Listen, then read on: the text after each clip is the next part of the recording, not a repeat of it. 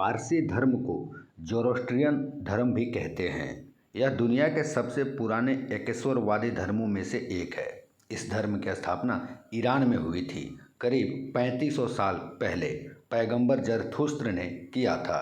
जरथुस्त्र आर्यों की ईरानी शाखा के एक प्रोफेट थे। ईश्वर को आहुरा माजदा कहते हैं। आहुरा शब्द असुर शब्द से बना है।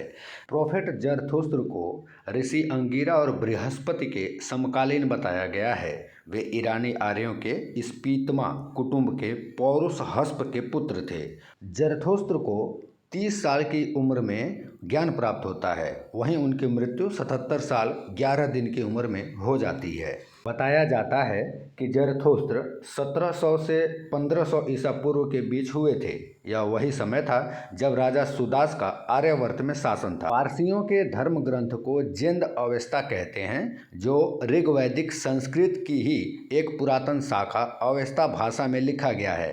यही कारण है कि ऋग्वेद और अवेस्ता में बहुत से शब्दों की समानता है। ऋग्वैदिक काल में ईरान को पारस्य देश कहा जाता था। अफगानिस्तान के इलाके से आर्यों की एक शाखा ने ईरान की ओर रुख किया तो दूसरी शाखा ने भारत का रुख किया। ईरान को प्राचीन काल में पारस्य देश कहते थे। इसके निवासी अत्रि कुल के माने जाते हैं। महर्षि अत्रि परमपिता ब्रह्मा जी के पुत्र, सोम के पिता और करदम प्रजापति व देवहूति की पुत्री अनसुईया के पति थे। ऋषि अत्रि का आश्रम चित्रकूट में था।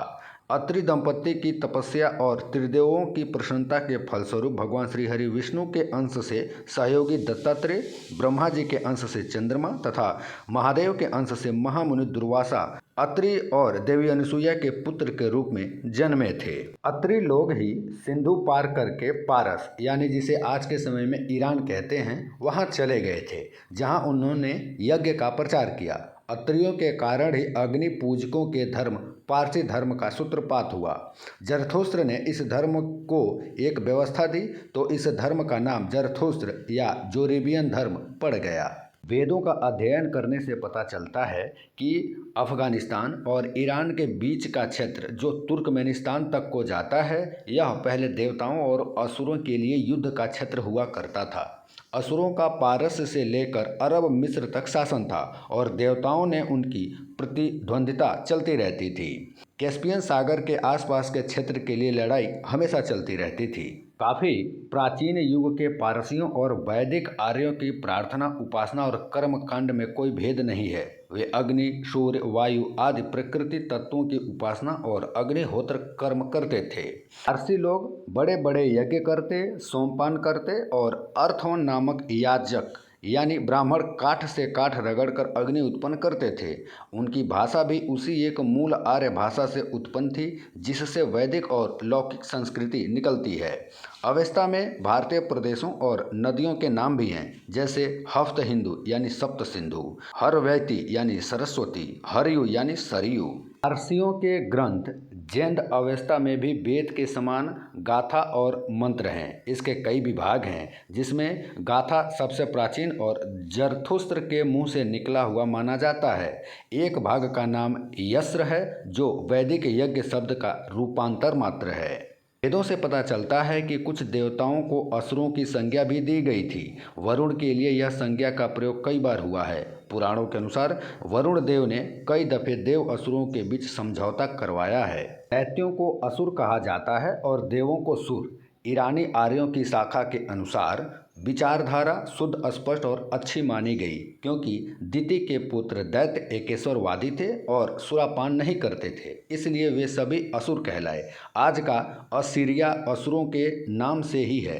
दनु के पुत्र दानो हिमालय के उत्तर पश्चिम में रहते थे, जबकि अदिति के पुत्र देवता हिमालय के ठीक उत्तर में मेरू पर्वत के पास रहते थे। इस्लाम से पहले ईरान का राजधर्म पारसी धर्म था।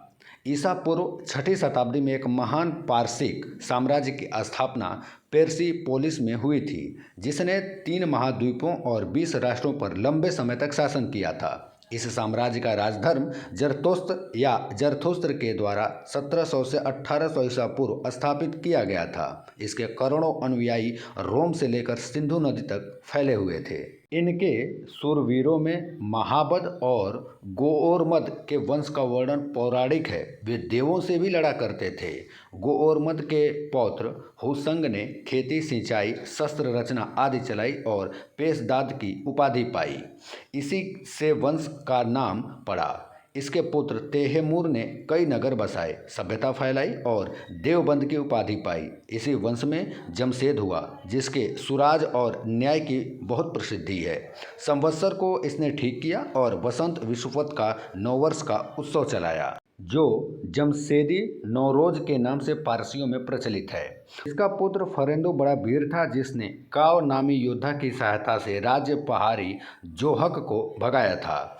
कव यानी वंश में जाल, रुस्तम आदि वीर हुए, जो तुरानियों से लड़कर फिरदौसी के शाहनामे में अपना यश अमर कर गए। इसी वंश में 1300 ईसा पूर्व के लगभग गुस्तास्प हुआ, जिसके समय में जरथुस्त्रा का उदय हुआ था। सन 576 ईसा पूर्व नए साम्राज्य की स्थापना करने वाला था साइरस महान, जो हक्कामानिस वंश का था। इसी वंश के सम्राट दर्यावाउस प्रथम, जिसे दारा या डेरियस भी कहते हैं, उनके शासन काल को पारसिक साम्राज्य का चरमोत्कर्ष काल कहा जाता है। जब पारस पर अरब के मुसलमानों का राज हो गया और पारसी जबरदस्ती मुसलमान बनाए जाने लगे, तब पारसी शरणार्थियों का पहला समूह मध्य एशिया के खोरासान में आकर बस गया।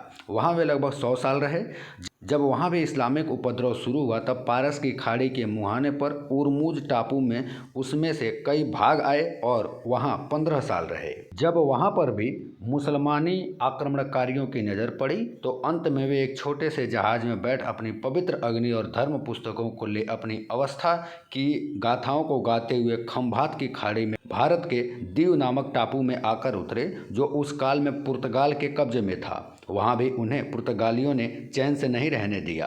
तब वे सन 1716 ईस्वी के लगभग दमन के दक्षिण 25 मील पर राजा यादव राणा के राज्य क्षेत्र संजान नामक स्थान पर आकर बस गए। इन पारसी शरणार्थियों ने अपनी पहली बसाहट को संजान नाम दिया, क्योंकि इसी नाम का एक नगर तुर्कमेनिस्तान में भी है, जहाँ से वे आए थे। कुछ सालों के बाद वे दूसरा समूह खुरसानी या कोहिस्तानी आया, जो अपने साथ धार्मिक उपकरण लाया। स्थल मार्ग से एक तीसरे समूह के आने की भी जानकारी मिलती है। इस तरह जिन पारसियों ने इस्लाम नहीं अपनाया, या तो वे मारे गए या उन्होंने भारत में शरण ले लिया। गुजरात के दमन दीव के पास के क्षेत्र के राजा जाड़ी राणा ने उनको शरण दी और उनके अग्नि मंदिर की स्थापना के लिए भूमि और कई प्रकार की सहायता की। सन 721 ईस्वी में पहले पारसी अग्नि मंदिर बना। भारतीय पारसी अपने संवत का प्रारंभ अपने अंतिम राजा यज़दजर्द वन के प्रभाव काल से लेते हैं। 10वीं सदी के अंत तक ये गुजरात में पूरी तरह से फैलने लगे। 15वीं सदी में भारत में भी ईरान की तरह इस्लामी क्रांति के चलते संजान पर मुसलमानों के द्वारा आक्रमण किए जाने के कारण वहाँ के पारसी जान बचाकर पवित्र अग्नि को साथ लेकर नौसारी चले गए। अंग्रेजों का शासन होने के बाद पारसी धर्म के लोगों को कुछ राहत मिली। 16वीं सदी में सूरत में जब अंग्रेजों ने फैक्ट्रियाँ खोली, तो बड़ी संख्या में पारसी कारीगर और व्यापारियों ने बढ़ चढ़कर भाग लिया। अंग्रेज भी उनके माध्यम से व्यापार करते थे, जिसके लिए उन्हें दलाल नियुक्त कर दिया जाता था। कालांतर में बॉम्बे अंग्रेजों के हाथ लग गया और उसके विकास के लिए कारीगरों आदि की आवश्यकता थी।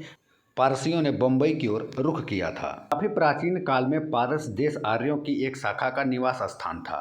काफ़ी प्राचीन वैदिक युग में तो पारस से लेकर गंगा सरयू के किनारे तक की सारी भूमि आर्य भूमि थी, जो कई प्रदेशों में बंटी थी। जिस प्रकार भारतवर्ष में पंजाब के आसपास के क्षेत्र को आर्यवर्त कहा जाता था, उसी प्रकार प्राचीन पारस में भी आधुनिक अफगानिस्तान से लगा हुआ पूर्वी प्रदेश अरियान या एरियान, जो कि बाद में ईरान बना, इसके नाम से जाना जाता था। प्राचीन पारस कई प्रदेशों में विभक्त था। कैस्पियन समुद्र के दक्षिण पश्चिम का प्रदेश मीडिया कहलाता था, जो ब्राह्मण आदि प्राचीन ग्रंथ का उत्तर मध्य हो सकता है। जरथुस्त्र ने यहाँ अपनी शाखा का उपदेश किया। पारस के सबसे प्राचीन राज्य की स्थापना का पता इसी से चलता है।